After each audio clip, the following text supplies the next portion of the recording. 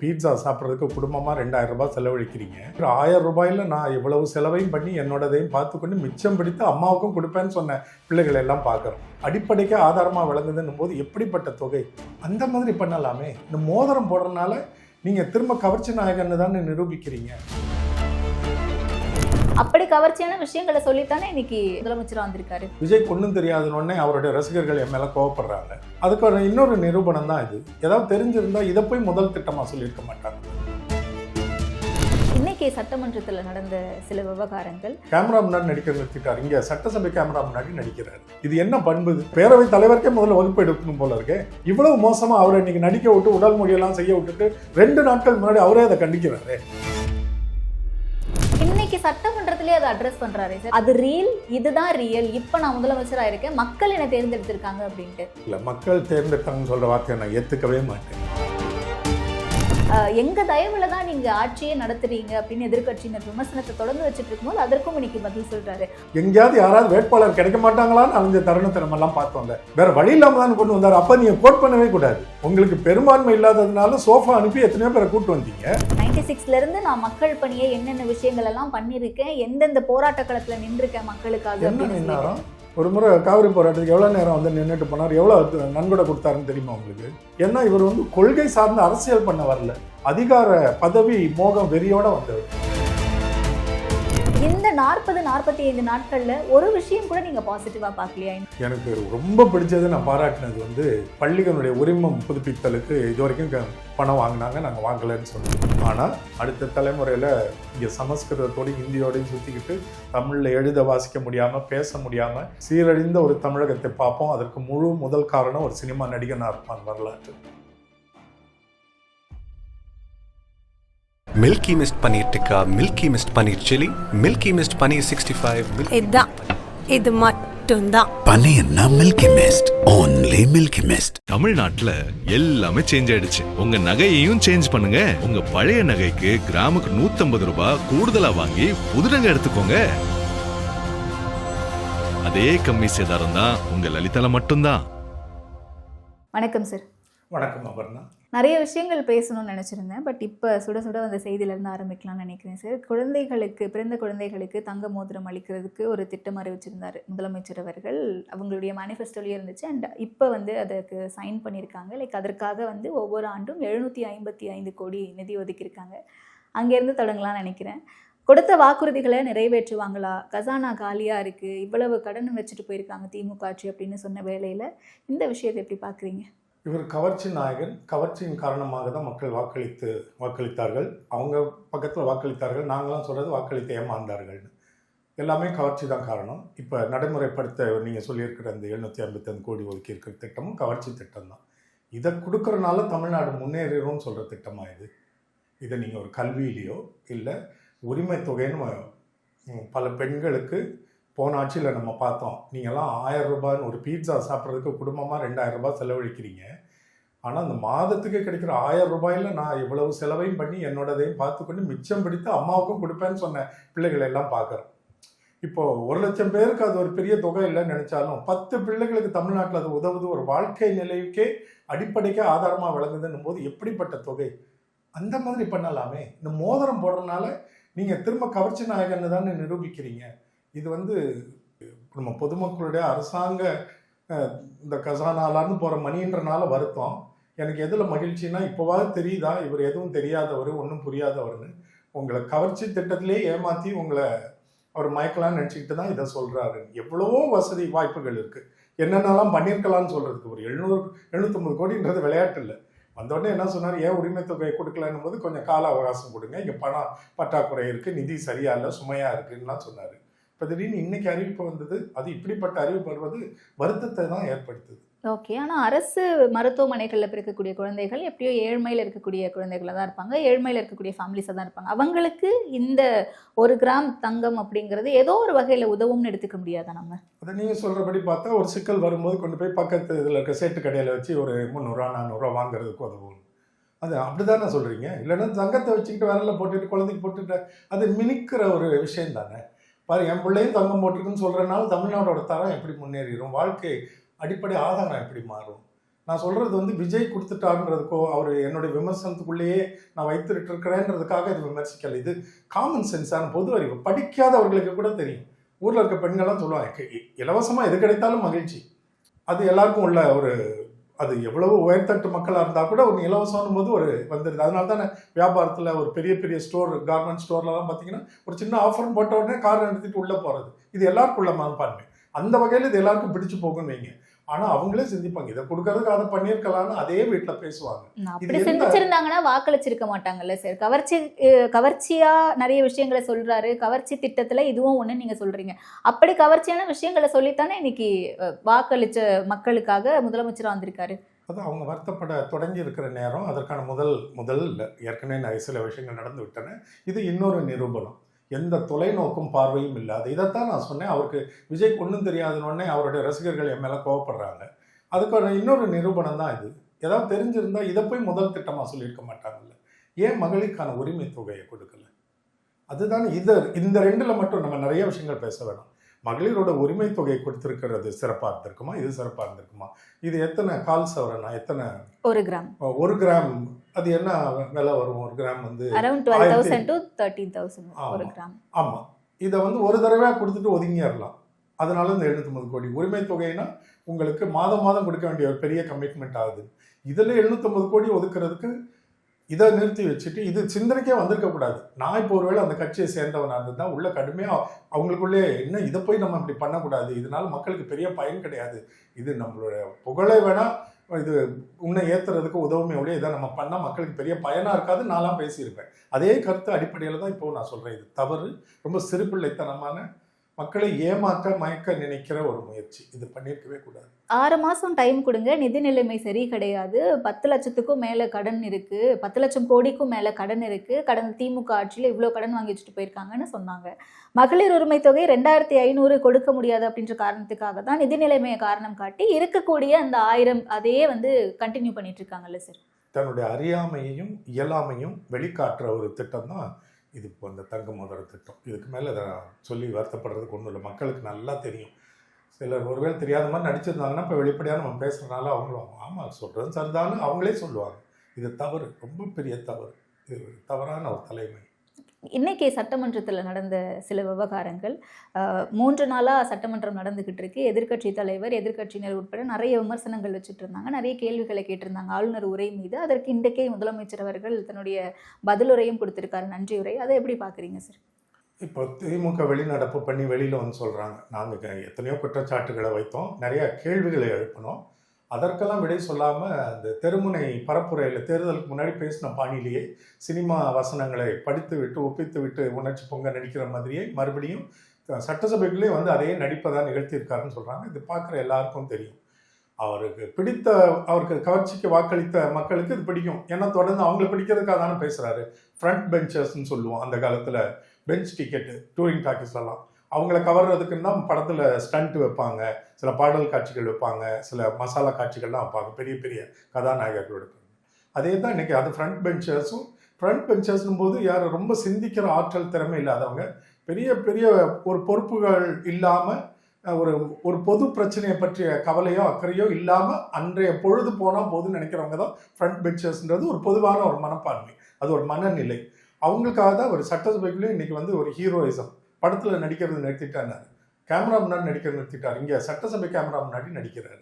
இன்னைக்கு அது பார்க்க நல்லாவே இல்லை. சமூக நீதி அரசுன்னு நீங்க இவ்வளவு நாள் சொல்லிட்டு இருந்தீங்க. உண்மையான சமூக நீதி அரசு நாங்க தான். எத்தனை தலித்களுக்கு நீங்க வந்து அமைச்சரவையில் இடம் கொடுத்துருக்கீங்க? நாங்க 8 பேருக்கு இடம் கொடுத்துருக்கோம் அப்படின்னு சொல்றாரு. பெண்களுக்கு 4 பெண் அமைச்சர்களுக்கு நாங்க அமைச்சர் பதவி கொடுத்துருக்கோம் அப்படின்னு சொல்றாரு. அப்ப இதெல்லாம் ஒரு ஆக்கப்பூர்வமான விஷயமா எடுத்துக்க முடியாதா? அவருடைய கட்சி சார்பாக தேர்ந்தெடுக்கப்பட்டிருக்கிறவர்களை சட்டமன்ற உறுப்பினர்கள்னு சொல்றதுக்கே நமக்கு மனசு வர மாட்டேங்குது. இதில் அவங்க அமைச்சர்கள்னு சொல்லி ஒரு நம்ம இவ்வளவு உயர்ந்த வளர்ந்த முன்னேறிய மாநிலத்தின் அமைச்சர்களாக அவங்கள பார்க்கறதுக்கும் சொல்றது கூட எனக்கெல்லாம் நாக்கு கூசுது. அதனால அந்த வார்த்தைக்கெல்லாம் நான் வர விரும்பலை. ஏன்னா இந்த சமூக நீதி பார்வையில் அவர் சொல்றாருல, நீங்க இது வரைக்கும் இத்தனை பேருக்கு வாய்ப்பே கொடுக்கல பிற்படுத்தப்பட்ட ஒடுக்கப்பட்ட சமூகத்துல இருந்துன்னு. அது உண்மை, அப்பட்டமான உண்மை. அதை நம்ம ஏற்றுக்கலாம். அந்த குற்றச்சாட்டை வச்சு ஆமாம் அப்படி கொடுக்கல, இவங்க பண்ணலை. ரிசர்வ் தொகுதியில் கொடுக்கறது வேற வழி இல்லை, சட்டப்படி நீங்கள் அவங்களுக்கு கொடுத்தாங்க. மற்றவர்களுக்கு ஏன் கொடுக்கலன்னு கேட்கறது ஒரு நியாயமான கேள்வி. அதோட அவங்க நிறுத்திக்கணும். நாங்கள் பண்ணோம் பாருங்கன்னு சொல்லக்கூடாது. ஏன்னா இது வரைக்கும் இவங்க பண்ணவங்க எல்லாமே போஸ்டர் ஒட்டினவங்க, கட் அவுட் வச்சவங்க, பால் ஊற்றினவங்க, பஞ்சாமிர்தம் போட்டவங்க. உங்களுக்கு ரசிகர் கூட்டமாக இருந்தாங்கன்ற ஒரே காரணத்துக்காக தான் அவங்களுக்கெல்லாம் வேட்பாளர்கள் ஆனாங்க. ஒரு அளவை தாண்டி தேர்தலுக்கு முன்னாடி பார்த்தீங்கன்னா 100-120 தொகுதிகளை தாண்டி வேட்பாளரே கிடைக்காம தான் தப்பு செஞ்சவனும் தவறாக இருந்தவனையும் சமூக குற்றவாளிகளையும் விரோதிகளையும் தவறானவர்களையும் அந்த மாதிரி ஆட்களை கொண்டு வேட்பாளர்களாக நிறுத்தினாங்க. உடனே மக்கள் எல்லாத்தையும் பொதுத்தளத்தில் எடுத்து போட்டாங்க. இந்த ஒரு வேட்பாளர் பாருங்க, ஏற்கனவே இத்தனை குற்ற வழக்குகள் இருக்கு, இவன் இதில் தப்பானவன், இந்த தொழில் பண்றவன், அவன் எல்லாம் சட்டமன்ற உறுப்பினர் ஆன பிறகு கூட பல தவறுகளை தினந்தோறும் மாட்டிக்கிட்டே இருக்கிறாங்க. இவருக்கு அந்த போஸ்டர் ஒட்டிக்கிட்டு நான் சொல்றேன், பொதுநல சிந்தனையும் பெரிய வாழ்க்கையில ஒரு நோக்கமும் இல்லாம சினிமா பார்த்து அன்னன்னைக்கு சம்பாதிக்கிறத குடியிலையும் கும்மாளத்திலையும் கூத்துலையும் செலவழிச்சிட்டு இருக்கிறவனுடைய ரசிக மனப்பான்மையில என்ன இருந்துரும்? அதனாலதான் அவன் இவருக்கெல்லாம் வாக்களித்தான். இன்னைக்கு அவனுக்கு பெரிய கவலை இல்லை. அண்ணன் ஸ்டைலா போட்டு வந்தாலும் ரசிக்கிறான், கையாட்டி சினிமா மாதிரி சட்டமன்றத்தில் பேசினாலும் ரசிக்கலாம். அதனால அவனையெல்லாம் நான் ஒரு அளவுக்கெல்லாம் எடுத்துக்கிட்டு நம்ம எதையும் விவாதிக்க கூடாது. இது வரைக்கும் இந்த தமிழ்நாடு எந்தெந்த அரசுகள் ஆண்டு இருக்கின்றன, என்ன ஒரு மாண்பு பாரம்பரியம் இருந்தது, அதன் காரணமா நம்ம அதை மட்டுமே இல்லை, அதன் காரணமாக முன்னேற்றம் நிகழ்ந்ததா, இந்த மாநிலம் வளர்ந்து வந்ததா, இல்ல ஸ்டாக்னேட் ஆகி ஆரம்பிச்ச மாதிரியே இருக்கா? 1947க்கு பிறகு ஆரம்பித்த அந்த நம்ம இந்திய அரசும் இங்க மாநில அரசும் இன்னைக்கு அங்கேயே இருக்குதானா? எவ்வளவோ முன்னேறி வந்துட்டோம். கல்வியில, பொருளாதாரத்துல, மருத்துவ வசதிகள்ல, கட்டமைப்புகள்ல.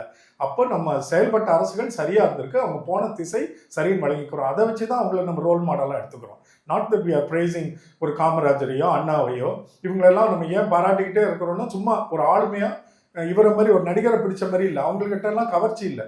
அவங்களோட கொள்கைகளும் பேச்சும் செயல்பாடுகளும் பொதுநல சிந்தனையோட சமூக மேம்பாட்டுக்கு உதவுறதுனால அவங்கள நம்ம கொண்டாடுறோம். இவரை கொண்டாடுறதுக்கும் அவங்க கொண்டாடுறதுக்கும் வேறுபாடு இருக்கு. இல்ல, முதல் தடவை வரும்போது அவங்களுமே கிரிட்டிசைஸ் பண்ணிருப்பாங்கல்ல சார், அவங்களுடைய செயற்பாடுகளை வச்சுதானே அவங்க நல்ல நிறைய திட்டங்களை கொண்டு வந்தாங்கன்னு நம்ம இது பண்ணோம். அந்த டைம் இவருக்கு கொடுக்கணும் தானே சொல்றாங்க. அந்த செயல்பாட்டு விமர்சனங்களுக்குள்ள சினிமான்ற கவர்ச்சி அதை குழப்பல. அவங்க எல்லாரும் அரசியல் தளத்துல சமூக சிந்தனையுள்ள தலைவர்களா ஒப்பிட்டு விமர்சனங்களை வைத்தாங்க. அன்னைக்கு பாருங்க, திராவிட கழக செயல்பாட்டாளா இருந்த எம்ஜிஆர் இவனுக்கு இருக்க திறமைக்கு இவன் மேடையை விட்டுட்டு திரைக்கு போனால் இன்னும் நம்ம கொள்கைகளை வலிமையா எடுத்து சொல்ல முடியும், அண்ணாதுரை அறிவுரையின் பேர்ல திரைப்படத்துக்குள்ளே வரார். அந்த சினிமா தான் மறுபடியும் அரசியலிலிருந்து திரைக்குள்ள போய் அந்த பாப்புலாரிட்டியை வைத்து அரசியல் செய்தார். அன்னைக்கு இருந்த விமர்சனம் வேற. இன்னைக்கு இருக்கிற விமர்சனம் எப்படி வந்திருக்குன்னா, ஒரு சினிமா முழுமையாக அரசியலை ஆட்கொண்டு இந்த மாதிரி ஒரு கூத்து மேடையாக அரசியல் மேடையை ஆக்கி கொண்டு இருக்கிற காலத்தில் நம்ம வைக்கிற விமர்சனத்தையும் அதையும் ஒப்பிடக்கூடாது. அன்னைக்கு சமூகம் ஓரளவுக்கு கொள்கையும் சீர்திருத்த திட்டங்களை புரிந்து கொண்ட மக்களின் விமர்சனமா இருந்தது. இன்னைக்கு இருக்கிற விமர்சனம் அது இல்லை. இன்னைக்கு சட்டமன்றத்திலே அதை அட்ரஸ் பண்றாரு சார். ஆமா, நான் நடிகன் தான், அது ரியல், இதுதான் ரியல், இப்ப நான் முதலமைச்சரா இருக்கேன், மக்கள் என்னை தேர்ந்தெடுத்திருக்காங்க அப்படின்ட்டு. இல்லை, மக்கள் தேர்ந்தெடுத்தாங்கன்னு சொல்கிற வார்த்தையை நான் ஏற்றுக்கவே மாட்டேன். இது ஒன்றும் அவர் நிறைய பேர் என் மேலே இருக்க கோபத்தில் அவங்க தலையான நடிகனை விமர்சிக்கிறேன்னு உங்களுக்கு அவன் மேலே வன்மம், தனிப்பட்ட பகை, என்னென்னமோ சொல்லுவாங்க, திமுக காசு வாங்குறீங்க, அந்த காரணம்லாம் இல்லை. இவரை தேர்ந்தெடுத்தவர் மக்கள் இல்லை. மக்கள்னா மக்களுக்காக சிந்திக்கிறவங்க. இவர் மக்களுக்காக என்ன செய்தாருன்னு வாக்களிப்பாங்க. இவரை பிடித்து போனவர்கள் தான் அவர் வாக்களித்தாங்க. ஆனால் அது மக்களுடைய வாக்குகள் அல்ல. அவர் எப்படி வேணால் தெரிஞ்சுக்கலாம். ஏன்னா நான் என்னை பற்றி உயர்வாக பேசும்போது நான் மிகைப்படுத்தலாம், போய் கூட பேசலாம். அதை தான் அவர் பண்றாரு. மக்கள் அளித்த வாக்குகள் இல்லை, அவர்கள் மக்கள். ஆனால் வெறும் ரசிகர்கள். ஏன்னா ஒரு வாக்காளராக இருந்து இது வரைக்கும் தமிழ்நாட்டுக்கு இப்படியெல்லாம் இவர் சிந்திச்சவர், செயல்பட்டவர், அந்த அடிப்படையில் அவருக்கு வாக்களிக்கிறேன்னு ஒருத்தர் கூட சொல்ல முடியாது. அப்போதான் அவங்க வாக்காளராகவும் மக்களாகவும் ஆகுறாங்க. இப்போ அவருக்கு வாக்களித்தவர்கள் வெறும் ரசிகர்கள். அந்த 1,70,00,000 பேர்ல நான் 70 பேரை சப்ட்ராக்ட் பண்ணிடுறேன், கழித்து விடுகிறேன். ஏன்னா அவங்க பிறருடைய ஆசைக்காகவும் விருப்பத்திற்காகவும் வற்புறுத்துதலுக்காகவும் வேண்டுகோளுக்காகவும் வாக்களித்தவர்கள்னால் 70 விட்டுறாங்க. ஆனால் 1 கோடி மக்கள் வெறும் நடிகர் என்கிற அந்தஸ்துல அவரால் மயங்கி அவருடைய கவர்ச்சியில் வசீகரிக்கப்பட்டு வாக்களித்தவர்கள். ஓகே, தொடர்ந்து விமர்சனம் மட்டுமே வச்சுக்கிட்டு இருக்க மாதிரியே இருக்கே சார் விஜய் அவர்கள் மேலே. இப்போ நான் ஏற்கனவே சொன்ன மாதிரி நீங்களும் அதை அக்செப்ட் பண்ணீங்க. பிற்படுத்தப்பட்டோருக்கு இதுவரைக்கும் அமைச்சரவையில் இவ்வளவு ஹியூஜ் நம்பர்ஸ் 8 பேர் அப்படின்ற அளவுக்கு வாய்ப்பு கொடுத்ததில்லை, இந்த முறை அவர் கொடுத்துருக்காரு. அதே மாதிரி எங்கள் தயவில் தான் நீங்கள் ஆட்சியே நடத்துறீங்க அப்படின்னு எதிர்கட்சியினர் விமர்சனத்தை தொடர்ந்து வச்சுட்டு இருக்கும்போது அதற்கும் இன்னைக்கு பதில் சொல்கிறாரு. அவங்களுக்கு நாங்கள் அமைச்சரவையில் இடம் கொடுத்துருக்கோம், உங்களால் கொடுக்க முடியுமா அப்படின்னு, அவங்கள நாங்கள் அகாமடேட் பண்ணியிருக்கோம் அப்படின்ட்டு. அந்த முதல் பாதியை நான் அட்ரஸ் பண்ண, 2வது பாதியை விட்டுட்டேன். இவங்கெல்லாம் அப்படி ஆளுகளுக்கு கொடுக்கல பிற்படுத்தப்பட்ட சமூகத்துக்குன்னு சொன்ன குற்றச்சாட்டை நானும் ஏத்துக்கிறேன்னு சொன்னேன். இப்ப நாங்க 8 பேருக்கு கொடுத்துருக்கோமேனா இவர் அரசியல் நடத்தி இப்படி பிற்படுத்தப்பட்ட மக்களிலிருந்து ஒரு பிரதிநிதியை நம்ம முன்னேற்றி கொண்டு வரணும்ன்ற எண்ணத்தோட யாரையாவது போட்டாரா? எங்கேயாவது யாராவது வேட்பாளர் கிடைக்க மாட்டாங்களான்னு அழிஞ்ச தருணத்தை நம்ம எல்லாம் பார்த்தோம்ல. சில விஷயங்களை நம்மளே மூடி மறைச்சு அவங்க பேசலாம், நம்ம பொது தளத்தில் இருக்கவங்க அப்படி பேசக்கூடாது. இவருக்கு வந்து வேட்பாளர்கள் கிடைச்சா போதுன்ற கட்டத்துக்கு வந்துட்டாங்க. நாங்கள் துருவி துருவி ஆராய்ந்து ஒவ்வொருத்தரையா நாங்கள் நேர்காணல் வைத்து தேர்ந்தெடுத்தோம்னு சொல்ல முடியாது. அப்படின்னு எப்படி இத்தனை குற்றவாளிகளை தேர்ந்தெடுத்தீங்க வேட்பாளர்களா? அப்படி பலர் கேட்க முடியல. ஆள் கிடைச்சா போதும்னு இருக்கும் பொழுது அப்ப 8 பேருக்கு நாங்கள் கொடுத்துருக்கோன்றது நீங்கள் வேண்டி விரும்பி தேடி இப்படிப்பட்ட சமூகத்திலிருந்து வரவன உயர்த்தணும்னு கொடுக்கல. உங்களுக்கு வேற வழியே இல்லை, ஆட்கள் இல்லைன்னா உங்களுடைய அரசியல் கட்சி அல்ல, ரசிகர் மன்றங்கள் இல்ல. அந்த 8 பேர்ல கூட்டணியை சேர்ந்த 2 கட்சிகளினுடைய அமைச்சர்களும் இருக்காங்க, விசிகாவில இருந்தும் காங்கிரஸ்ல இருந்தும். ஆமா, இவங்களை வந்து இந்த பிற்படுத்தப்பட்ட சமூகத்தை சேர்ந்த வன்னி அரசையும் இவரையும் கொண்டு வரணும்னு கொண்டு வந்தாரா? இவருக்கு தனி பெரும்பான்மை இல்லாததுனால இவர் யாரெல்லாம் அல்லு சில்லு கல்லாப்பெட்டி கட்டுற கட்சிகள்னு சொன்னாரோ அவங்களே போய் அழைச்சிட்டு வந்திருக்காருன்னா அப்புறம் இவரே கொள்கை முரண்டாரு. பெரும்பான்மை இல்லாத போதும் திமுக அமைச்சரவையில கூட்டணி கட்சிகளுக்கு பங்கு கொடுக்கல. அப்ப இதுவரைக்கும் இல்லாத ஒரு விஷயத்தை இன்றைக்கு அவர் கொடுத்திருக்காருன்னா மத்தவங்களை பத்தி அப்புறம் விமர்சிப்போம். இவர் என்ன சொன்னாரு, என்ன செஞ்சிருக்காரு? அல்லு செல்லுகள்னு சொன்னாரு. ஏன் அல்லு செல்லுகளை தேடி போய் கூட்டு வந்து கூட்டணியில் இவர் இணைச்சாரு? இப்ப நீங்க எனக்கு சொல்லுங்க, 118 பெரும்பான்மை அளவா? இவர் 120 இடங்கள் வென்றிருந்தா போய் வன்னி அரசு கூட்டு வந்த பிற்படுத்தப்பட்ட ஒரு நலத்திற்கு கொண்டு வந்திருப்பாரா? இல்ல, வேற வழி இல்லாம தான் கொண்டு வந்தாரு. அப்ப நீங்க கோட் பண்ணவே கூடாது. உங்களுக்கு பெரும்பான்மை இல்லாததுனால சோஃபா அனுப்பி எத்தனையோ பேரை கூட்டு வந்தீங்க. அப்படி கூட்டு வந்துட்டு அதை எப்படி நீங்க மேற்கோள் காட்டுவீங்க? பாருங்க, இவங்களுக்கு நான் வாய்ப்பு கொடுத்துருக்கேன், அவங்க தான் உங்களுக்கு அரசமைக்க வாய்ப்பு கொடுத்துருக்காங்க. அவங்க தயவுல உங்க ஆட்சி நடக்கும்போது நீங்க அதை வந்து மேற்கோள் காட்ட முடியாது, நான் உதவி இருக்கிறேன்னு சொல்லி. இது இயல்பாக உங்கள் சூழல் காரணமாக, தேவையின் காரணமாக நிகழ்ந்த ஒன்று. திமுகவினர் வைக்கக்கூடிய குற்றச்சாட்டுகளை நம்ம இன்னைக்கு தொடர்ந்து பார்த்துட்டு இருக்கோம்ல சார். இந்த அரசாங்கத்தின் மேல 6 மாசம் டைம் கொடுக்குறேன்னு சொன்னீங்க, ஆனா டைம் ஒரு 6 வாரம் கூட உங்களால தாக்கி பிடிக்க முடியல, அதற்குள்ளே நீங்க கதற ஆரம்பிச்சிட்டீங்க அப்படின்றாங்களே. அப்ப விமர்சனமே வைக்க கூடாதுன்றாங்களா தாவேகாவினர்? எதன் அடிப்படையில் அதை கோட் பண்றாங்க? இல்ல, அது கால அவகாசம் எதுக்கு கொடுக்கணுன்றதை என்னால புரிஞ்சுக்க முடியல. நான் ஒரு இதில் கூட நான் கேட்டிருந்தேன், இப்போ நம்ம நித்யானந்தா போய் கைலாசம்ன்ற ஒரு கைலாச தீவை வாங்கி புதுசாக நிர்மாணிக்கிறார், ஒரு நாட்டையே உருவாக்குறாரு, ஒரு இன்ஃப்ராஸ்ட்ரக்சர் ரெடி பண்ணுறாரு, அதிகாரிகளை ஆட்களை குடிமக்களை சேகரிக்கிறாரு, ஒரு பாஸ்போர்ட் ரெடி பண்ணுறாரு. அப்படியா தமிழ்நாடு? என்ன நீங்கள் வந்து தான் எல்லாத்தையும் உருவாக்குறீங்களா? இங்கே எல்லாம் உங்களுக்கு பொருளாதாரம் 11.13 நிலைக்கு கொண்டு வந்து நிறுத்தின இடத்துல எதுக்கு உங்களுக்கு கால அவகாசம் இருக்கணும்? ஒரு புது மாதிரியாக நான் இந்த சீர்திருத்தங்கள்லாம் கொண்டு வரேன், அந்த திட்டங்களை அகற்றிவிட்டு புது மாதிரியான திட்டங்களை கொண்டு வரேன், அதற்கு நான் பட்ஜெட் நிதி ஒதுக்க முடியுமான்னு பார்ப்பேன், இதனோட நடைமுறை சாத்தியக்கூறுகளை ஒரு குழு அமைத்து ஆராயிறேன், இது சொல்லுங்க, அதுக்கு கால அவகாசம் கொடுக்கலாம். இது இயல்பு, அது காமன் சென்ஸ், யாருமே ஏற்றுக்குவாங்க. ஆமாம், புதுசாக கொண்டு வராங்க. நீங்கள் பாட்டுக்கு சும்மா 6 மாதம் அவகாசம் 6 மாதம் அவகாசம்னா அது திமுக தலைவர் முன்னாள் முதல்வர் ஸ்டாலின் சொல்றாருன்னா அதை அவர்கிட்ட விசாரிச்சுக்கோங்க, எதற்கு கொடுத்தாரு எதற்கு கொடுக்கல. இப்போ பொதுமக்களுடைய பார்வையில் எதற்காக நாங்கள் உங்களுக்கு கால வரையறை கொடுக்க வேண்டும்? அவர் புதுசாக வந்திருக்காரு, கற்றுக்கட்டும்னா அப்போ நீங்கள் தானே ஆட்சிக்கு வராங்க, உங்களால் செய்ய முடியாது என்னால் செய்ய முடியும்னு சொல்லி தானே பரப்புரையில் பேசுனீங்க. அப்புறம் வந்து இப்போ தெரியல, எனக்கு கற்றுக்கணும் 6 மாதம் கொடுன்னா. இல்லை, வந்து 40 நாள் தானே ஆச்சு. இந்த 40 நாளில் சிங்கப்பெண் அதிரடி படை கொண்டு வந்திருக்கோம் நாங்கள். இந்த மாதிரி 717 டாஸ்மாக் கடைகளை மூடி இருக்கோம். பிங்க் படைன்றதை சொல்லிட்டாங்களா, அதனால அதை பேச வேண்டாம். அது பொய். அது பொய்ன்றதை விட பெயர் மாற்றம் நடந்திருக்கு. இப்போ எப்படி நான் முதல்வன் திட்டத்தை வந்து இவங்க ஸ்கில் டெவலப்மெண்ட் கார்பரேஷன் ஆரம்பிச்சிருக்காங்களோ அது மாதிரி அது பெயர் மாற்ற நிகழ்வு. அதனால அதை கோட் பண்ண வேணாம், வேற புதுசா வந்து 717 டாஸ்மாக் கடைகளை மூடி இருக்கோம்னு சொல்றாங்க, வெளியாச்சா விவசாய கடன் ரத்து பண்ணிருக்கோம்னு சொல்றாங்க. சரி, ஒவ்வொன்றா வருமா? இந்த 40 நாட்கள்ல நாங்க இந்த விஷயங்கள் எல்லாம் பண்ணிருக்கோம், அதெல்லாம் அட்ரஸ் பண்ண மாட்டேங்கிறீங்கன்னு கேக்குறாங்கல்ல. 717 மதுக்கடைகளை அகற்றி விட்டோம், இடம் மாற்றி விட்டோம், ஏதோ ஒன்று சொல்றாங்கல்ல, அதை ஆர்டிஐல போட்டப்போ இதற்கெல்லாம் விடை சொல்ல முடியாது, இது அரசாங்கத்தில் உள்ள இதுல இருக்குது, தர முடியாதுன்னு சொல்லிட்டாங்க. 717 கடைகளும் இப்போ நீங்க ஊடகவியலாளர், நீங்க சொல்லுங்க, 717 கடைகளும் எந்தெந்த மாவட்டத்தில் எந்தெந்த ஊர்ல எந்த பகுதியில் என்ன முகவரியில் இருக்கிற கடை 717 இது இங்கிருந்து மாற்றப்பட்டு இருக்கிறது அப்படின்னு வந்துருச்சா? நம்ம தகவலை வச்சு பேசுவோம், நம்ம அரசை விமர்சிக்க வேணாம். இப்போ நீங்க சொல்லுங்க, வந்துருச்சா? வரல. அப்ப நம்ம பேசக்கூடாது. அவங்க விளம்பரத்துக்காக எடுத்தோடனே அந்த ஃபர்ஸ்ட் ஃபைல்னு எல்லாரும் சொல்ற மாதிரி முதல் கோப்பு கையெழுத்து எல்லாரும் எதிர்பார்க்குற மாதிரி சில விஷயங்களை அறிமுகப்படுத்தும் பொழுது நானும் பாராட்டினேன். ஏன்னா மதுக்கடைகளை மூடனா எல்லாரும் குடிக்கிறவங்க கூட சில பேர் சொல்றான், ஆமா இந்த கர்மம் இங்க இருந்தா என்ன அங்க இருந்தா எங்க போனாலும் நான் குடிக்க தான் போறேன், அதுங்களுக்கு எதுக்கு தொல்லையா இருந்துகிட்டேன்னு குடிக்கிறவன் ஒருத்தர் சொன்னதையும் நான் கேட்டேன். அதெல்லாம் மகிழ்ச்சி. ஆனா அது உண்மையா, முழுமையான உண்மையானா இது ஹாஃப் ட்ரூத் ஹாஃப் லை, பாதி உண்மை பாதி பொய். அதை வெளியிடுங்களேன், உங்களுக்கு துணிவு இருந்தா.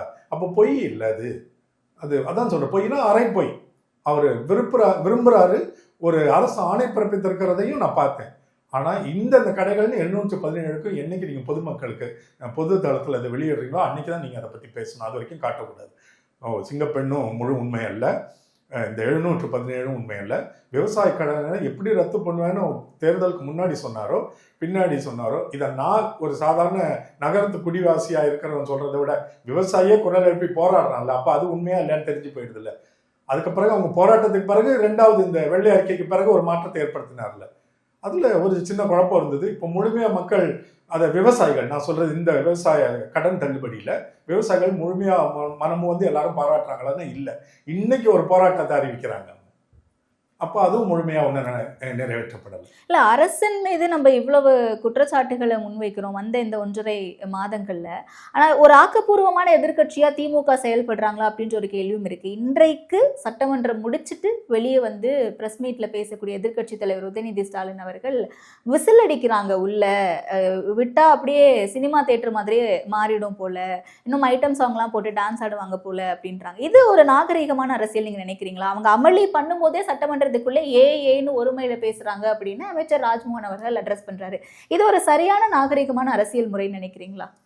சட்டசபைக்குள்ள பல காலங்களையும் கூச்சல் குழப்பம் கலாட்டா தள்ளுமுள்ளு எல்லாம் நிறைய நிகழ்ந்திருக்குது. ஆனா ஆளும் கட்சியே இந்த மாதிரி ஒரு திரையரங்கம் போல இதை நடத்துவது இதுதான் முதல் முறை. எதிர்கட்சி கடுமையான விமர்சனங்கள் எதிர்ப்புகள் ஆட்களை தொட போகிற தள்ளுகிற அளவுக்கெல்லாம் நடந்ததெல்லாம் உண்டு. அது ஒரு எக்ஸ்ட்ரீம் இன்சிடென்ட்ஸா நம்ம சொல்லலாம். முதல்வர் பதில் சொல்கிற இந்த சம்பவத்தில் இந்த மாதிரியான நிகழ்வுகள் சட்டமன்றத்தில் அவங்களே இப்படி அதை திரைப்படம் மாதிரி நடத்தின வாய்ப்பு இருக்கு. நான் இதனால தான் என்னை போன்றவர்கள் அவருக்கு ஒன்றும் தெரியாதுன்றதுக்கு காரணம் அரசியல் மாண்பை பற்றி ஒன்றுமே தெரியல. அவர் வாழ்க்கையில் அவர் மனசாட்சியை தொட்டு சொல்லுங்க எத்தனை முறை சட்டமன்ற நிகழ்வுகளை எத்தனை ஆண்டுகள் அவர் பார்த்து விளங்கி இருப்பார். இப்போ அவர் முதல்வர் ஆன உடனே அவருக்கு நிறைய வகுப்புகள் எடுப்பாங்க, ட்ரைனிங்க்கு வருவாங்க, ஐஏஎஸ் ஆஃபீஸர் சொல்லிக் கொடுப்பாங்க. அதில் எவ்வளோ தகவல்களை நீங்கள் இப்போ 40 நாட்களில் சேகரிச்சிருவீங்க. ஒன்றுமே தெரியாமல் வந்திருக்கீங்கன்றதான என்னோட குற்றச்சாட்டு. நான் விஜய் ஒரு நாளும் அரசியலுக்கு வரக்கூடாதுன்னு சொல்லலையே. நான் சொல்லும் பொழுது என்னை போன்றவர்கள் அதை சொல்கிறது யாருக்கும் அதிகாரமும் உரிமையும் கிடையாது, அதுக்கு அவசியமும் இல்லை. வரட்டும், தேர்தல் அரசியலுக்கு வராதிங்கன்னு இவ்வளோ விரைவாக கட்சி ஆரம்பித்து இப்போ பெருமையாக சொல்கிறாரு. 2 ஆண்டுகளில் 35 விழுக்காடு வாங்கின ஏதாவது கட்சி இருக்கான்னா? அரசியல் கட்சி வாங்கவே முடியாது. நீங்கள் அரசியல் கட்சி இல்லைன்றது தான் என்னுடையது.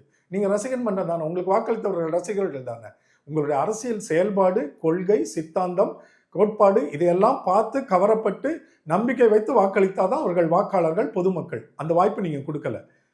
இப்போ எதுக்கு நான் வந்து இந்த அவ்வளோ அவசரமாக தேர்தல் அரசியலுக்கு வர வேணாம்னு சொன்னேன்னா இதெல்லாம் நடக்கும்னு நான் முன்னாடி சொன்னனால தான். இல்லை, அதற்கான ஒரு பேக் ஸ்டோரியே இன்னைக்கு சொல்லிட்டு தானே சட்டமன்றத்தில் பேச ஆரம்பிக்கிறாரு. 96லேருந்து நான் மக்கள் பணியை என்னென்ன விஷயங்கள் எல்லாம் பண்ணியிருக்கேன், எந்தெந்த போராட்ட களத்தில் நின்றுருக்கேன் மக்களுக்காக. என்ன நின்னாரம்?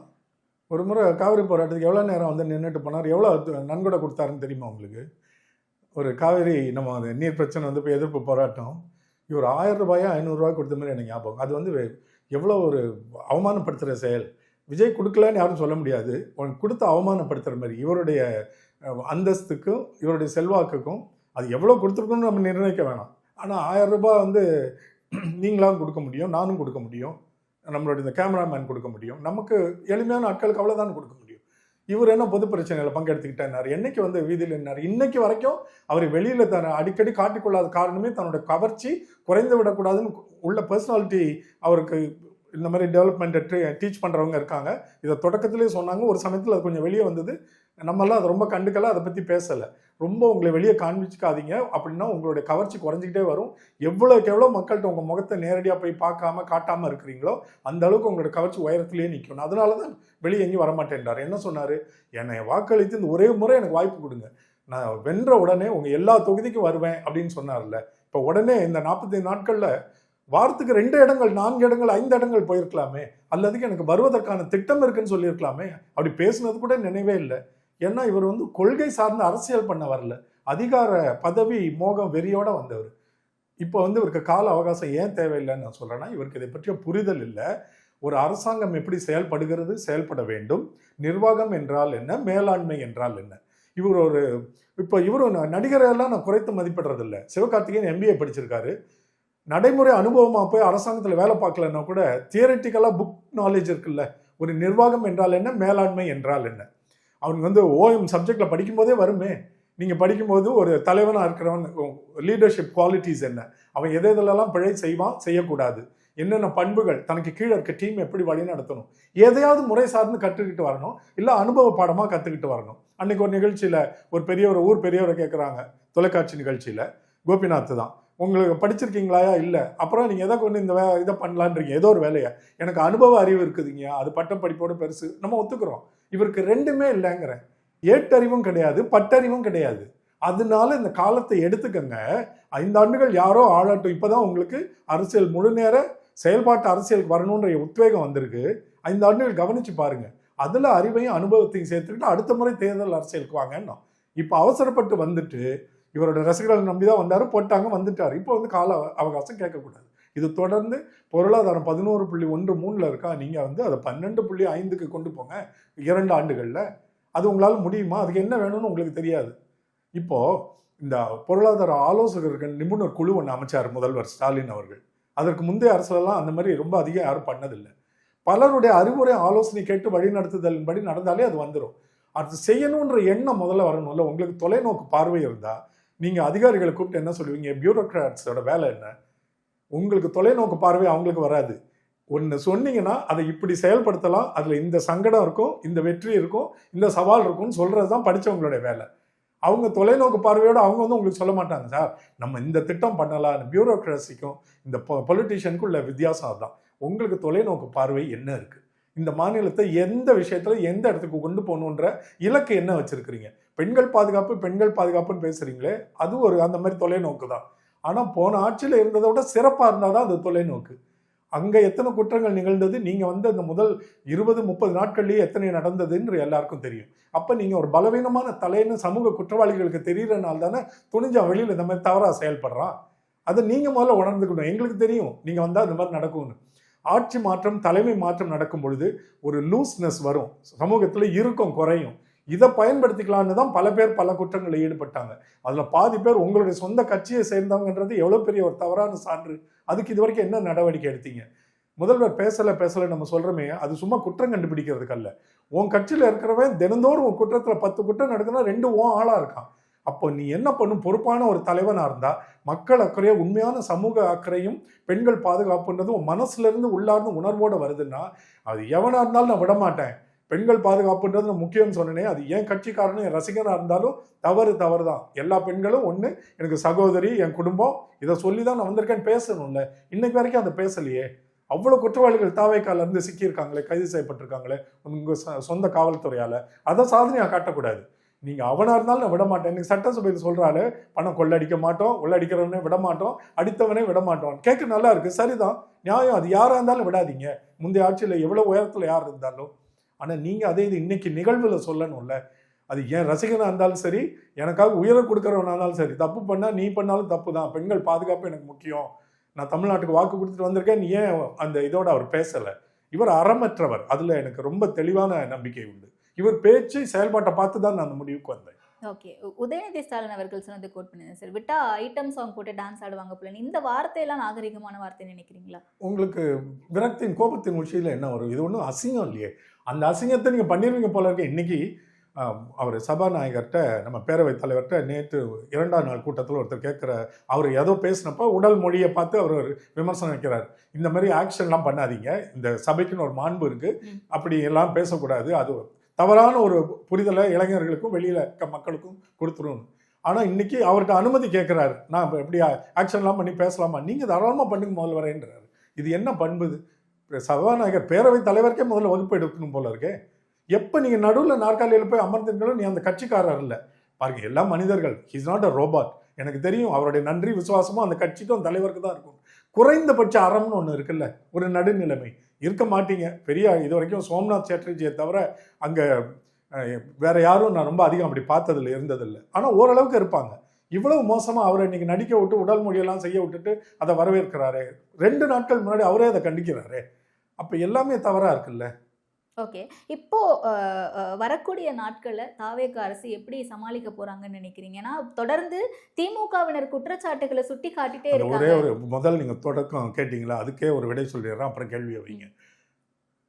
தாவேக வந்து எப்படி இவங்கள சமாளிக்க போறாங்கன்னு கேட்குறீங்கல்ல. இந்த தமிழக மக்கள் இல்ல இவங்களன்னு இல்ல, அடுத்தடுத்து வரக்கூடிய சிக்கல்களை, அடுத்தடுத்து கவர்னன்ஸை எப்படி சமாளிக்க போறாங்க? கவர்னிங் பாடியா எப்படி தாவேகா அதை எப்படி சமாளிக்க போறாங்கன்னு கேட்குறீங்க. என்னோட கவலை வந்து இந்த தமிழ்நாட்டு மக்கள் எப்படி தாவேகா அரசை சமாளிக்க போறோன்றது, அதுதான் எனக்கு கவலையா இருக்கு. நம்மளால் நிம்மதியாக உறங்க முடியல இல்லைங்க. பாருங்கள், ஆட்சி மாற்றம் எத்தனை முறை வந்திருக்கு. என்னைக்காவது இப்படி உட்காந்து யாராவது பேசி கேட்டிருக்கீங்களா? தேர்தல் முடிவு வந்தோடனே ஒரு ஏமாற்றம், ஒரு வெற்றி களிப்பு இருக்கும். ஒரு பக்கம் களிப்பு கொண்டாட்டம், இன்னொரு பக்கம் ஏமாற்றம் வருத்தம். ஒரு நாள் 2 நாள் பேசுவாங்க, விமர்சிப்பாங்க, வருத்தம். அப்புறம் அலசல் ஆராய்வு, ஏன் தோற்றோம், நாங்கள் ஆராய்கிறோம் எல்லாம் சொல்லுவாங்களா? அவங்க வேலையை பார்க்க போனோம்னா ஏன் போனோம்? அவனும் அரசியல்வாதி, இவனும் அரசியல்வாதி. இவன் ஏ பார்ட்டி, அவன் பி பார்ட்டி. இவன் வேற சில கொள்கை மாற்றம் இருக்கும், இவன் செயல்பாடு வேற மாதிரி இருக்கும். அவன் பார்த்துக்குவான்ற நம்பிக்கை இருந்தனால நம்ம யாரும் அதை பற்றி கவலைப்படாமல் வேலையை பார்த்தோம்ல. இந்த 45 நாட்கள் பொதுமக்களுக்கே ஒரு டென்ஷன், ஆங்ஸைட்டி இருக்குல்ல. மூஞ்செல்லாம் வெளிரி போயிருக்கேன் பல மக்களுக்கு. இன்னும் நார்மலுக்கே வர முடியலன்னு எத்தனை பேர் சொல்கிறாங்க. ஏன் ஆட்சி மாற்றம் இதுக்கு முன்னாடி வந்ததே இல்லையா? ஒவ்வொரு 5 ஆண்டும் வந்திருக்குல்ல. இப்போ கடந்த முறை தான் அதிமுக முதல் முறையாக, 2வது முறை 10 ஆண்டுகள். அப்பவும் அவங்களுக்கு அதிர்ச்சி இருந்திருக்குல்ல திமுகவுக்கு. 2வது முறை கூட நம்மளால் வர முடியலையேன்னு. அவ்வளோதான், மறைஞ்சு போச்சு இல்லை. ஆட்சி மாற்றம் நடந்து போய் இது வரைக்கும் தமிழக மக்கள், வாக்காளர்கள், பொதுமக்கள் இவ்வளவு முகம் வெளிரி கலங்கி போய் திகைத்து அஞ்சி தினந்தோறும் என்ன நடக்க போதோன்ற ஒரு பயத்தோட இருந்ததே இல்லை. அந்த அச்சத்தை ஏன் கொடுத்துருக்குன்னா, இந்த தாவேக அரசு தலைமையிலிருந்து கீழே இருக்க வால் வரைக்கும் எல்லாமே கொஞ்சம் கூட அனுபவமற்ற, அரசியல் புரிதல் அற்றவர்கள்ன்றனால அவ்வளோ பாரமும் இப்போ பொதுமக்களாகிய நம்ம மேல வந்திருக்கு. அதனால தான் நிம்மதியாக உறங்க முடியல. பொதுமக்கள் அச்சத்தோட இருக்காங்கன்னு சொல்றீங்க சார். ஆனா இன்னொரு பக்கம் அவருக்கு டைம் கொடுத்தா தானே அவர் செய்வாரு. இப்படி எல்லாருமே விமர்சனம் செய்துட்டே இருக்கீங்களே அப்படின்ற மக்களும் இருக்கத்தானே செய்யறாங்க இன்னொரு பக்கம். சரி, இப்பதான் நான் சொன்னேன், இது வரைக்கும் எத்தனை முறை ஆட்சி மாற்றம் நடந்திருக்கு? யாராவது கால அவகாசம் கேட்டாங்களா? இல்ல நம்ம யாருக்காவது கொடுப்போம் கொடுக்க மாட்டோம்னு சொன்னோமா? சில விஷயங்களுக்கு கேட்பாங்க. அவங்களுக்கு அனுபவம் இல்லை, எடுத்த உடனே விமர்சனம் சொல்லிட்டு அதனாலதான் வராதீங்கன்னு சொன்னோம். புதுசு அனுபவம் இல்லைன்றதை தானே நாங்க தேர்தலுக்கு முன்னாடி 6 மாசம் பேசிக்கிட்டே இருந்தோம். உங்களுக்கு அனுபவம் இல்லை, இதை பற்றி எந்த புரிதலும் இல்லை, தெளிவு இல்லை. அப்ப எப்படி கத்துக்கிட்டு இருந்திருப்பாங்க? அதுக்கு தான் செயல்முறை அரசியலுக்கு வாங்கன்னு. தேர்தல் அரசியல் வேற, எலக்டோரல் பாலிடிக்ஸுக்கு ஏன் வரீங்கன்னு கேட்டேன். தேர்தலுக்கு வராதீங்க, சேவை அரசியலுக்கு வாங்க. Service politics. என்னென்ன பிரச்சனைகள் இருக்கோ தமிழ்நாட்டில் இப்போ என்ன பண்ணணும்? திமுக உட்காந்து கேள்வி கேட்டுட்டு இருக்காங்கல்ல, அந்த இடத்துக்கு இவங்கள வர சொன்னோம். தாவேக்காவை இங்கே வாங்க, எதிர்த்தாப்புல உட்காந்து கேள்வி கேளுங்க. போன முறைக்கு ஆண்டப்பவும் ஒருவேளை அவங்க வந்திருந்தா, இல்லை அதிமுக வந்திருக்குன்னே வச்சுக்குவோம், முந்தைய ஆட்சியில் இப்படி இருந்தது, அதற்கு முன்னாடி நீங்கள் ஆண்டப்போ இப்படி இருந்ததுன்னு கேள்விகளை எழுப்பி விமர்சிக்கிற இடத்துல இருங்க. எல்லாத்தையும் கற்றுக்கங்க. அடுத்த முறை தேர்தல் அரசியலுக்கு வாங்கன்னு சொன்னோம். ஒன்றுமே தெரியாமல் வந்துட்டு இப்போ அதுக்குள்ளே விமர்சிச்சா எப்படி, கேள்வி கேட்டால் எப்படி, கால வரையறை கொடுங்கன்னு, கால அவகாசம் கொடுங்கன்னு கேட்டால் எப்படி நம்ம கொடுக்க முடியும்? அது தவறுங்கிறேன் நான். கடந்த நேர்காணல்ல நீங்க நம்ம கூட பேசும்போது சொல்லியிருந்தீங்க, நல்ல வேளை மு.க. ஸ்டாலின் அவர்கள் ஜெயிச்சு சட்டமன்றத்துக்கு போயிருந்தா அவருடைய அனுபவத்துக்கு சட்டமன்றத்தில் எதிர்க்கட்சி தலைவராக உட்கார்ந்துருக்கணும் அப்படின்னு சொல்லிட்டு. இப்போ நான் அதை திரும்ப கேட்குறேன். இன்னைக்கு ஒரு குட்டி ஸ்டோரி சொல்லணும்னு சொல்லிட்டு எங்க அப்பாவை காணும் அப்படின்ற மாதிரி ஒரு விஷயத்த சொல்லிட்டு இருந்தார் விஜய் அவர்கள். அதற்கு பதில் கொடுக்குற வகையில் எதிர்க்கட்சி தலைவர் கணவனை காணும் அப்படின்னு சொல்லிட்டு கோர்ட்டில் மனைவி தேடிட்டு இருக்காங்க அப்படின்றாங்க. இதை எப்படி பார்க்குறீங்க? எல்லாத்துக்கும் ஒரு எதிர்வினை உண்டு இல்லை, எதை எப்படி பேசணும்னு இருக்கு. ஒரு தோற்று போன ஒரு மிகப்பெரிய தலைவரை சட்டமன்றத்தில் வச்சு நையாண்டி பண்ணுறதுக்கு அதுக்கு பெரிய அறிவும் இதுவும் தேவையா? ஒரு மலிவாக இறங்கணும்னு முடிவு பண்ணிட்டா எவ்வளோ மலிவாக வேணாலும் யார் வேணாலும் இறங்க முடியும். அதான் இவர் அப்பாவை காணும் சட்டசபையில் வந்து அப்படி ஒருத்தர் இவ்வளோ பெரிய தலைவருடைய தோல்வியை அசிங்கப்படுத்தி பேசுறது அவருடைய தரத்தை தான் காட்டுது. அப்பாவை காணோன்னு இவரோட பிள்ளைங்களும் தேடுறாங்கன்னு அவங்க சொல்கிறது அப்போ வருமா வராதா? இவரோட அப்பாவையும் காணோம், இவரோட பிள்ளைங்களும் அப்பாவை காணோன்னு தேடுறாங்க. அப்படி இடத்துல இருக்காரா? கிண்டல் பண்ணுறாரு. இதெல்லாம் தனிப்பட்ட விதத்தில் யாராவது பேசலாம் சட்டமன்றத்தில் போய். நான் சொல்கிறேனே, இன்றைக்கி மதியம் இப்போ இந்த கேட்ட கேள்வியை இன்றைக்கி மதிய உணவு இடைவேளையில் என் மனைவிட்ட நான் சொன்னேன் அதே வார்த்தை. நல்ல வேளை அவர் ஸ்டாலின் தோத்தார், இந்த கன்றாவியெல்லாம் அவர் பார்க்க வேண்டிய அவசியமே இருந்திருக்காது. எந்தெந்த தலைவர்களோட ஒரு தோளா நின்று அரசியல் செஞ்சு வந்த 74 75 வயது ஆளுக்கு இப்படிப்பட்ட அரசியல்லாம் ஏத்தாப்புல உட்காந்து பார்க்கணுன்னு தலையெழுத்தா? அவருக்கு இதெல்லாம் வராது. ஏன்னா பழைய கலாச்சாரத்தில் ஊறி வந்தவங்க. இவர் 50 ஆண்டுகள் அதே டெக்னிக்னா அசிங்கப்படுத்துறது பேரா மாற்றம், தரம் குறைந்து போவதா மாற்றம்? இன்னும் முன்னேற்றி கொண்டு போகணும். இளைய தலைமுறை இன்னும் விரைவாக சிந்திக்குதுன்னு சொல்கிறது நல்ல பாசிட்டிவ் சேஞ்ச் இல்லையா? அதை கொண்டு வாங்க. ஒருத்தர் தனிப்பட்ட விதத்தில் அசிங்கமாக தோல்வியை விமர்சிக்கிறது வந்து ஒரு வெற்றி வீரனுக்கு அழகா? நான் சொல்கிறேன், ஒரு விதத்தில் என்ன, எங்கள் எப்போவுமே ஒரு தவறில் நம்ம பிரைட்டர் சைட் பார்க்குறது இல்லைன்னா எங்களுக்கு மகிழ்ச்சி. விஜயோட தரம் தெரிகிறது இன்னைக்கு அவர் பேசின பல விஷயங்கள்ல. இல்லை, ஆனால் இன்றைக்கு நீங்கள் சொல்கிற மாதிரி இத்தனை ஆண்டு காலம் அனுபவம் மிக்க ஒரு தலைவராக மு.க. ஸ்டாலின் அவர்கள் இருந்தாலும் அவரோட தோளோடு தோல் நின்ற தலைவர்கள் எல்லாருமே இன்னைக்கு விஜய் அவர்களுக்கு ஆதரவாக பேசக்கூடிய சூழல் பார்க்க முடியுதுல்ல சார். இப்போ வைகோ அவர்களுக்கு தமிழக அரசினுடைய சிறப்பு டெல்லி பிரதிநிதி அப்படின்ற ஒரு பொறுப்பு கொடுக்க போறாங்கன்னு பேசிட்டு இருக்காங்க. திருமாவளவன் அவர்களுடைய கட்சியிலிருந்து முழுக்க ஆதரவு கொடுத்து அமைச்சரவையில் இருக்காங்க. பொது உடைமை கட்சியை சேர்ந்த 2 தலைவர்களுமே ஆட்சிக்கு ஆதரவாக பேசுகிறாங்க. இதெல்லாம் பார்க்கும்போது அதான் நம்ம சொல்லுவேனே, இப்பவும் சொன்னேனே, இவங்க எல்லாருமே நீங்க சொன்ன மாதிரி திரு ஸ்டாலின் அவர்களோட தோளோடு தோள் நின்று கை கொடுத்தவங்க தான். வைகோக்கு இருக்கிற அனுபவத்துக்கெல்லாம் பாவம் இந்த வயசுலேயும் வந்து இன்னும் ஒரு சின்ன பதவிக்காகவும் தன்னோட சுயநலத்துக்காகவும் இப்படி கொள்கை பிறழ்ந்து பேசுகிறதெல்லாம் இப்போ விஜய சொன்ன மாதிரி ஒவ்வொருவருடைய உண்மை தரம் புரிகிறது. வைகோலாம் எவ்வளோ நம்ம உயர்ந்து பார்த்த ஒரு தலைவர். அவர் இன்னைக்கு சின்ன சின்ன விஷயத்துக்கெல்லாம் உடனே விஜய்க்கு அவர் பரிந்து பேசி இதை பாராட்டிக்கிட்டு வர்றதெல்லாம் பார்க்க ரொம்ப பரிதாபமாக இருக்குது. தட்டில் இப்போ நம்ம இந்த கோயில் வாசலில் வரிசையாக உட்காந்துருப்பாங்களே, நம்ம தட்டில் விழாதான்னு. ஏன்னா ஒருத்தன் பணக்காரன் போகிறோன்னா சில பேர் காசை மாற்றி வச்சுட்டு எல்லாருக்கும் போட்டுக்கிட்டே போவாங்க, சிலருக்கு தான் போடுவாங்க. நம்ம தட்டில் விழாதான் காத்துட்டு இருக்கிறது. அந்த நிலைமையில அரசியல்வாதிகள் இருந்தால் அரசியல் என்ன நிலைமைக்கு வரும்? இந்த உதாரணம் தேவையா? இல்லைன்னா யாரும் அவரை சொல்லலை. இந்த நிலைமைக்கு அரசியல்வாதிகள் போனால் என்ன ஆகுன்ற அரசியலோட தரம்ன்றேன். அவங்களுக்கு வேற வழி இல்லை. அப்படி நம்ம நினச்சிக்கிறதுனால தானே அரசியல் இன்னைக்கு உடனே ஒருத்தர் தூக்கி எறிஞ்சிட்டு அடுத்தவங்களை பாராட்டி பேசுறதுக்கு என்ன காரணம்? நம்ம தட்டில் ஏதாவது விழாதான் தானே, வாய்ப்பு தானே. அதோட சின்ன நிலைமையை சொல்லும்போது ஒரு மாதிரி குரூரமாக இருக்குல்ல. ஆனால் அரசியல் அதானே நடக்குது. இவ்வளோ கொள்கை தலைவராக அந்த ஒடுக்கப்பட்ட சமூகத்துக்கு குரல் எழுப்பி எல்லாரோட மரியாதையும் பெற்றுக்கொண்டிருந்த திரும்ப இன்னைக்கு அதே மரியாதையோட இருக்காரா? இல்லையே. நிச்சயமாக இறங்கி போயிருக்காருல்ல. ஏன் இறங்கினாரு? அவர் தட்டில் ஒன்று எதிர்பார்த்தது தானே, வாய்ப்பு தானே அரசியலில். அது வந்து எல்லாம் அந்த சமயம் வரும்போது தான் எல்லாரோட உண்மை நிறமும் வெளிப்படுகிறது. மழை பெஞ்சோடனே இந்த நீல சாயம் வெளுத்து போச்சு டும் டும் டும் தான் இப்போ நடக்குது. அதிமுகவோட திமுக கூட்டணி வைக்க முயற்சிக்கிறாங்க அப்படின்ற பேச்சுக்கள் வரும்போது இவங்க எல்லாருக்குமே ஒரு அதிருப்தி இருக்கும்ல சார். அந்த அதிருப்தியின் வெளிப்பாடா கூட இதெல்லாம். இது நல்ல விஷயம். இது நான் இப்போதான் ஒரு 4-5 நாள் முன்னாடி எழுத, ஒரு வாரம் ஆச்சு, நான் ஃபேஸ்புக்கில் ரொம்ப டீட்டெயிலாக எழுதியிருக்கிறேன். எனக்கு ரொம்ப வேடிக்கையான விஷயம், அது ஒரு பிரச்சனையை காமிச்சு சும்மா ஒரு சாக்கா சொல்லி எல்லாம் பேசுகிறாங்கல்ல. டிஎம்கேக்கும் ஏடிஎம்கேக்கும் என்ன டிஃப்ரென்ஸ் நீங்கள் எனக்கு சொல்லிடுங்க பார்ப்போம். நம்மளாம் பொதுமக்கள் தானே. இப்போ நீங்களாம் ஊடகவியலாளர், என்னோட தகவல்கள் கூட இருக்கும். What is the political difference between DMK and ADMK?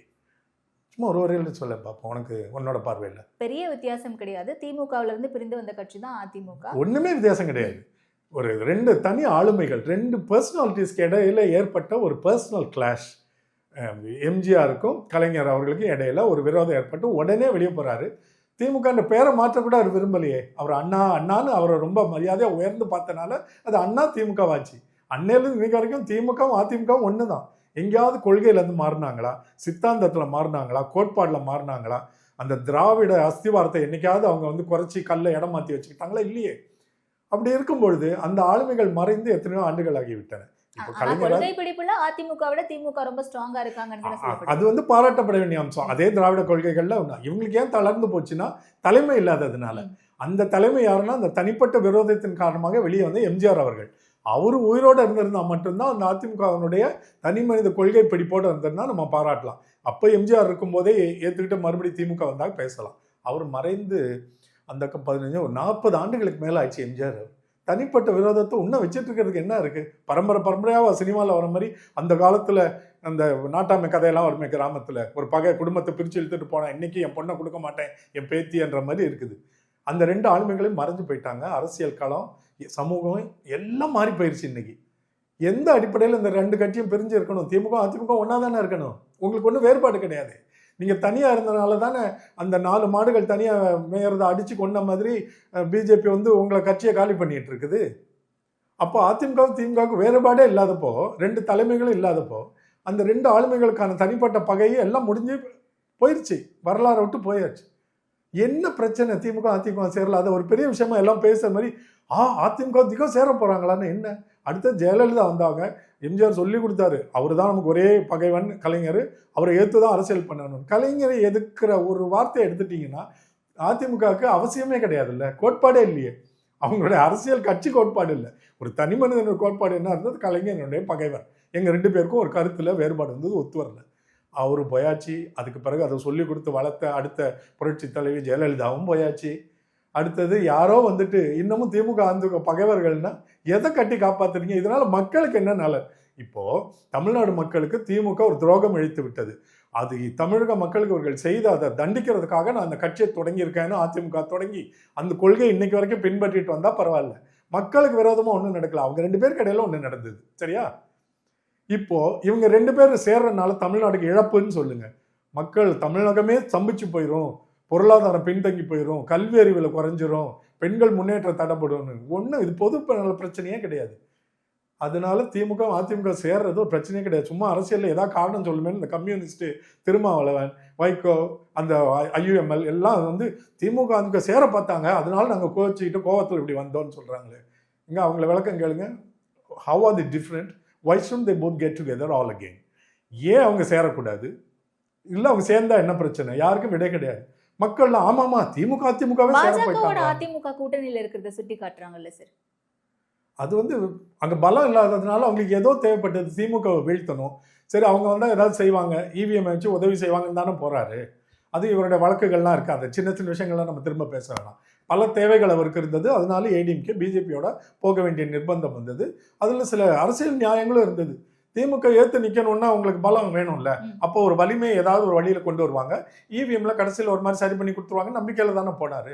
கடைசியில் அவங்க உங்களை முழுங்கிக்கிட்டே இருக்காங்கன்னு ஸ்டாலின் திரும்ப திரும்ப எச்சரித்துட்டே இருந்தார். கொஞ்சம் கொஞ்சமாக முழுங்கிட்டு இருக்காங்க. முழுங்கியாச்சு, போயாச்சு இல்லை. மீதி இப்போ விஜய் மூலமாக முழுங்கிட்டு இருக்காங்கல்ல. திமுக அதிமுக சேர்ந்து ஒரே கட்சியாக இருக்கிறது தான் காலத்தின் விடையா இருக்கும். இதில் என்ன தவறு? ஒன்றுமே கிடையாது. இன்னொன்று இதில் ஒரு முக்கியமான விஷயத்தையும் சொல்லிடுறேன். இவர் வந்து மன்னர் ஆட்சின்னு கிண்டல் பண்ணிட்டு இருந்தார்ல. இதுக்கு முன்னாடி திமுக ஏன் அகற்றப்பட வேண்டும்னப்போ பெண்கள் பாதுகாப்பு, ஊழல், வாரிசு ஆட்சி எதிர்த்தாரா? இந்த அதிமுக விழுந்ததுக்கு காரணம் அங்கே தலைமையோட வாரிசு இல்லாதது தான். எம்ஜிஆருக்கு வாரிசு இருந்திருந்தால் அதிமுக இன்னைக்கு பலவீனப்பட்டு இருக்காது. ஜெயலலிதாவுக்கு வாரிசு இருந்திருந்தால் இந்த கட்சி பலவீனப்பட்டு இருக்காது. யாரோ ஒருத்தர் வந்து கட்சி எடுத்து நடத்திட்டு போறப்ப தான் எடப்பாடிக்கு எதிராக இவங்க வந்து எல்லாரும் கொடி பிடிக்கிறாங்க. வாரிசு இருந்தால் மட்டும்தான் சில விஷயங்கள். நம்ம எப்படி தொழில் பிஸ்னஸ் சென்டர்ஸ் எல்லாம் வீட்டில் மகன் வரணும் தொழிலுக்கு, இல்லைன்னா மருமகன் வரணும், இல்லை மக வரணும், இல்லை மருமகன் வரணும், யாரோ ஒருத்தர்ல பேரப்பிள்ளை எடுக்கணும், இல்லைன்னா அந்த பிஸ்னஸ் அவ்வளோதான். இன்னைக்கு டாட்டாவுக்கு வாரிசை தேடுறாரு, இல்லை யார்கிட்டயோ கொடுத்துட்டு போக வேண்டியிருக்குல்ல. அதை அப்படி எடுத்துகிட்டு போக முடியாது சில விஷயங்களை. திமுக இன்னைக்கு இவ்வளவு உறுதியாக இங்கே பாருங்க, இன்னைக்கு விஜய் பக்கம் இவ்வளோ பெரிய அலை வீசுது. அலைன்றதை விட எல்லாம் அங்கே போனால் ஒரு வாய்ப்பு கிடைக்கும், புது வாழ்க்கை அரசியலில் கிடைக்கும், நமக்கு அரசியல் மங்கி போயிடாதுன்னு நினச்சா திமுகவிலேருந்து 10-15 பேராவது போயிருக்கணும்ல. 50 பேர் போயிருக்கலான்னு விடுங்க, ஏன் போகவே இல்லை அந்த தேர்ந்தெடுக்கப்பட்டவர்கள்? நீங்கள் வாரிசு அந்த குடும்பமாக கட்டி காத்து ஒரு உறுதியை தர்றாங்கல்ல, இவங்களை நம்பி நிற்கலான்னு, அது அதில் மட்டும்தான் வரும். அதனால் இந்த வாரிசு ஆட்சி அவர் சொன்னாருன்ட்டு சிறுபிள்ளைத்தனமால எதிர்க்கூடாது. இன்னைக்கு தாவேக்கு அவ்வளோ வலிமையாக இருக்குது இல்லை, 52 வயசு இல்லை, 20 வருஷம் கழிச்சு தாவேக்கா நிற்க முடியுமா? யார் இருக்கா? ஜேசன் சஞ்சய் இருந்தால் நிற்கும். வாரிசால மட்டும்தான் சில விஷயங்களை அடிப்படையாக நீங்கள் நம்பி கொடுக்க முடியும். இப்போ பாருங்க, கூடவே இருந்தாங்கல்ல, blood is thicker than waterன்னு இருக்குல்ல இங்கிலீஷில் பழமொழி, அது நம்ம ஊர்லேயும் இருக்குல்ல. தான் ஆட விட்டாலும் சதையாடும்னு சொல்லுவாங்க, ரெண்டும் ஒன்று தானே.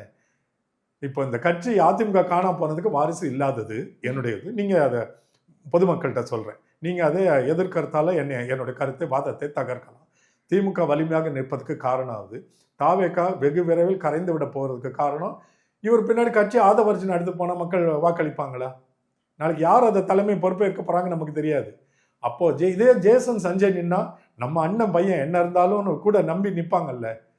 கூட இருக்க இந்த வெவ்வேறு கட்சிக்காரங்க ஏன் blood is thicker than waterன்னு சொன்னா, இந்த நீர் சொந்தங்கள் மூலமாக வந்தவங்க பிறர் வந்து நிற்பாங்க. ஆனால் தேர்தல் தோல்வி முடிஞ்சோடனே இன்னைக்கு எல்லாரும் கலந்து போனாங்கல்ல திமுக கிட்ட இருந்து, அது மாதிரி போயிடுவாங்க. திமுக கிட்ட இருந்து திமுக கூட்டணியில இருந்து அவங்க ஆட்சிக்கு மறுபடியும் வரலன்னு கூட்டணியில இருக்கவங்க பிரிஞ்சு போனாங்கல்ல. ஆனா சொந்த பிள்ளை இந்த கட்சியை நம்பி இருக்கிறவங்க இருக்காங்கல்ல, கூட்டணி போயிருச்சா அப்ப தெரிஞ்சு போச்சு இல்ல, blood is thicker than water. இவங்க நிப்பாங்க, ஏன்னா அங்க ஒரு பிளட் இருக்கு. அதிமுக பிளட் இல்லை, அது வாட்டர் கட்சியா இருக்கு. இப்போ அதை நம்பி ஏன் நிக்காம 25 பேர் திடீர்னு கொடி பிடிச்சிட்டு போய் அங்க நிக்கிறாங்க, 5 பேர் ரிசைன் பண்றாங்க, இங்க போறாங்க. அங்க வாரிசு வலிமை இல்லை, நம்பி நிக்கிறதுக்கு இல்லை. நாளைக்கு நம்ம கூட பொறுப்பா நிப்பான், நம்மளை எடுத்து தலைமையேற்று வழி நடத்துவான்னா அந்த தலைவனை ஒருத்தனை உயர்ந்து பாக்குறாங்கல்ல, அவன் வழியில் அந்த பிள்ளை வரும்போது அதற்கு தனி மதிப்பு தான் இருக்கு. இது ஒரு சமூகத்தினுடைய இயல்பு. இது இங்கே தமிழ்நாட்டில் மட்டும் இல்லை, உலகம் முழுக்க இருந்திருக்கு. நம்மளோட பழைய ட்ரைப்ஸ்லாம் அந்த தலைமையில் இருக்கிறவங்க இருப்பான்ல, கோல் வச்சுக்கிட்டு அந்த காலத்தில் பழங்க இதில், அப்போ பழங்குடிகளில் பார்த்தீங்கன்னா அந்த குடும்பத்தில் இருக்கவங்க தான் வந்துக்கிட்டே இருப்பான். அவங்கள தான் உயர்ந்து பார்ப்பாங்க. அந்த சிம்பால லயன் கிங்ல பார்த்தீங்கன்னா கூட அதனோட குழந்தைய தான் டெடிகேட் பண்ணுவாங்க. நான் போயிட்டாலும் நீ தான் இவங்களை எடுத்து தலைமை எடுத்து பார்த்துக்கணும். இதுதான் இயல்பு. நம்ம மனித வரலாறு நாகரிகம் இப்படி தான் தோணுச்சு. இவங்க அதை புரியாமல் பாவம் இவருக்கு எழுதி கொடுத்ததை வாரிசு மன்னர் ஆட்சின்னு சொல்லி நம்பிட்டு இருக்கிறாங்க.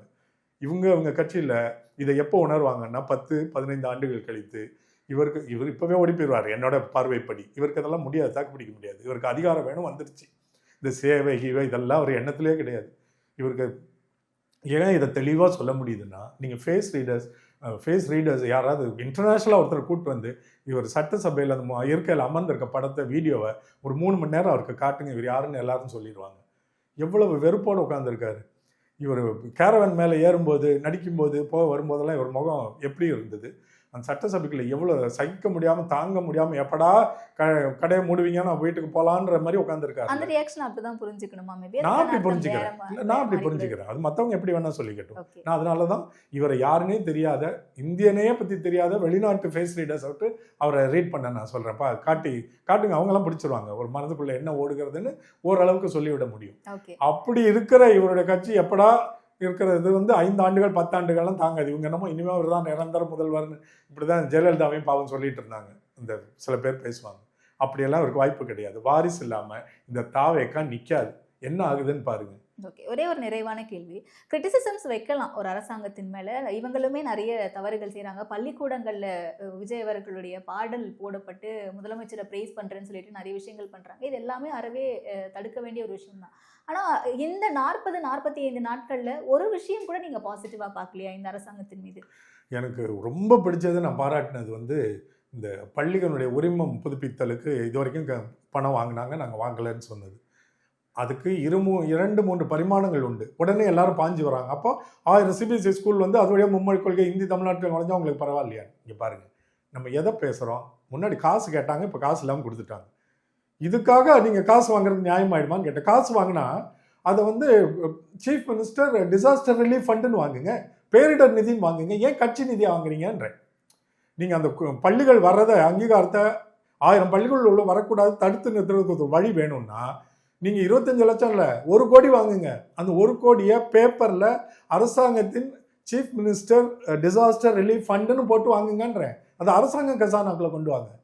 தனியாக யாரோ ஒரு அதிகாரியும் அமைச்சரும் பாக்கெட்டில் போட்டு போகிறத எப்படி நியாயப்படுத்துவீங்கன்றேன். அந்த விஷயத்தில் இப்போ இவங்க பண்ண 1000 பள்ளிகளுக்கு ஒன்றிய அரசுக்கு மிகப்பெரிய ஒரு தவறான நோக்கம் இருக்குது. அது எனக்கு புரியுது. நான் பேசுகிற காசு வாங்காதீங்க, வாங்காமல் இவங்க பண்ணி கொடுத்தாங்கல்ல, நான் பாராட்டுறேன். ஆனால் இந்த 1000 பள்ளிகளுக்கு அவசரமாக இவ்வளோ கொடுத்தது ஒன்றிய அரசு அவருக்கு கொடுத்துருக்கிற ஆணை. அதை விஜய் இங்கே நிறைவேற்றி கொண்டு இருக்கிறார். இது தமிழகத்துக்கு மிகப்பெரிய சேதத்தை இன்னைக்கு இல்லை, அடுத்த 5 ஆண்டுகளில் தெரியும். மும்மொழி கொள்கை உள்ளே வந்துருச்சு. இப்போ எதுக்கு 1000 பள்ளிக்கூடம் வருது? மெட்ரிக்கில் இருக்கவங்களாம் சிபிஎஸ்சிக்கு போவான். சிபிஎஸ்சி உயர்ந்த கல்வின்னு எல்லாரும் பேச ஆரம்பிச்சிட்டாங்களா? சிபிஎஸ்சி பாடத்திட்டம் தான் நீட்டுக்கு என்ட்ரன்ஸ் ஆகுதா? ஐஐடி ஜேஇ இன்ஜினியரிங்க்கும் அதான சிபிஎஸ்சி பாடத்திட்டம் தானா? அதில் பெரும்பான்மையாக வந்துருச்சா? அப்போ இங்கே இருக்கவங்க எல்லாம் அங்கே போவாங்களா? எல்லாரும் சமஸ்கிருதம் படிக்கணுமா? அவங்களோட நிறைவேறிடுச்சா? விஜய் செய்கிறதெல்லாம் நம்ம எல்லாத்தையும் நம்ம பாராட்ட முடியாது. இந்த பணம் வாங்காததுனால இதை நான் பாராட்டுறேன். ஆனால் அது பின்னாடியே பேர் ஆபத்து கொண்டு வருது. அது இன்றைக்கி தெரியாது, இந்த தலைமுறை போயிடும். இந்த இவருக்கு நடிகருக்கு வாக்களித்தவங்கெல்லாம் வேறு வேலையை பார்த்துட்டு போயிடுவாங்க. அடுத்த தலைமுறையில் இங்கே சமஸ்கிருதத்தோடையும் ஹிந்தியோடையும் சுற்றிக்கிட்டு தமிழில் எழுத வாசிக்க முடியாமல், பேச முடியாமல், தமிழ் கலாச்சாரம் குறைந்து சீரழிந்த ஒரு தமிழகத்தை பார்ப்போம். அதற்கு முதல் காரணம் ஒரு சினிமா நடிகனாக இருப்பான் வரலாற்று. அது எனக்கு மிகப்பெரிய அச்சத்தை கொடுத்துருக்கிறது. ஓகே, இப்போ என்ன நடக்கும் அப்படிங்கிறத பொறுத்திருந்து நம்ம அடுத்தடுத்த நேர்காணலை விரிவாக பேசுவோம். எவ்வளவு தெளிவாக நிதானமாக உங்களுடைய பதில்களை சொன்னீங்க. நேரத்திற்கு நன்றி சார். நன்றி.